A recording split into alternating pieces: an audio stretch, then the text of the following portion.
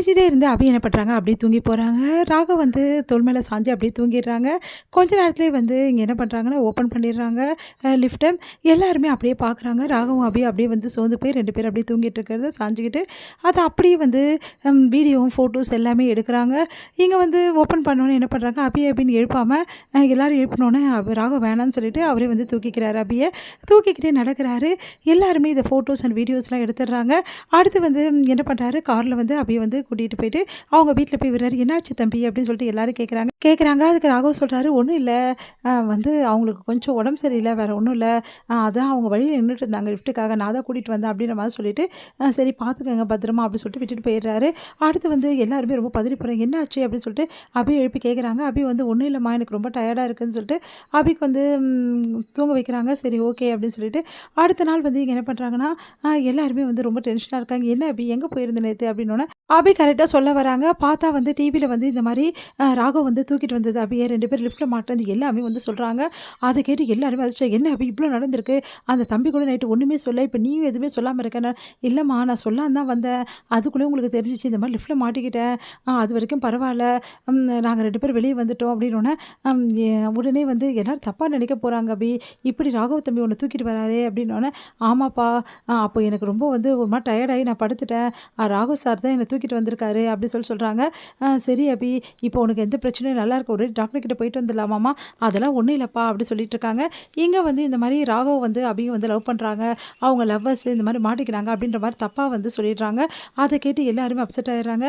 என்னம்மா நீ ஒன்று சொல்கிற, ஆனால் இங்கே இப்படி சொல்கிறாங்களேம்மா அப்படின்னோடனே, ஏன் தான் இந்த மாதிரி மீடியாக்காரங்களாம் இப்படி பண்ணுறாங்களோ தெரியலையே, ஒன்றுனா 9 ஆக்குறாங்க, எனக்கு ஒன்றும் புரியல அப்படின்னோடனே 2 பேரையும் பார்த்து இவங்க இந்த மாதிரி பேசிட்டாங்களேம்மா அப்படின்னு சொல்லிட்டு வருத்தப்படுறாங்க. வீட்டில் உள்ளவங்கலாம் இவங்களுக்கு இதே வேலையாக போச்சு, ஒரு சிலர் தப்பு பண்ணுறதால எல்லாருமே தப்பாக நினைக்கிறாங்க எல்லாரும் அப்படின்ற மாதிரி பேசுகிறாங்க.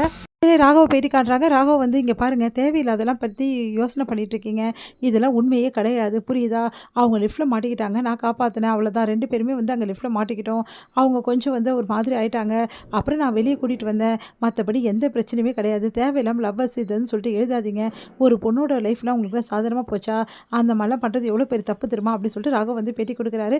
அதை பார்த்து அபி ரொம்ப சந்தோஷமடைகிறாங்க. உடனே வந்து அந்த தம்பி ரொம்ப நல்ல தம்பிமா, எப்படி வந்து யோசனை பண்ணி பேசுகிறாரு பற்றியா, உன் பேர் கெடக்கூடாதுன்னு சொல்லிட்டு எவ்வளோ வந்து அழகாக பேசுகிறாரு அப்படின்னு சொல்லிட்டு எல்லாருமே பாராட்டுறாங்க. இதை கேட்டு அபி ரொம்ப சந்தோஷப்படுறாங்க. அபி வந்து வேலைக்கு போகிறாங்க. அங்கே ராகவை பார்க்குறாங்க. ராகவ தூக்குனது, அதுக்கப்புறம் வந்து அபி கூட இருந்தது எல்லாமே வந்து நினச்சி பார்த்து வந்து ராகவும் சந்தோஷப்படுறாரு, அபியும் சந்தோஷப்படுறாங்க. அடுத்து வந்து இப்போ எப்படி இருக்குது பரவாயில்லையா அப்படின்னு சொல்லிட்டு கேட்குறாங்க.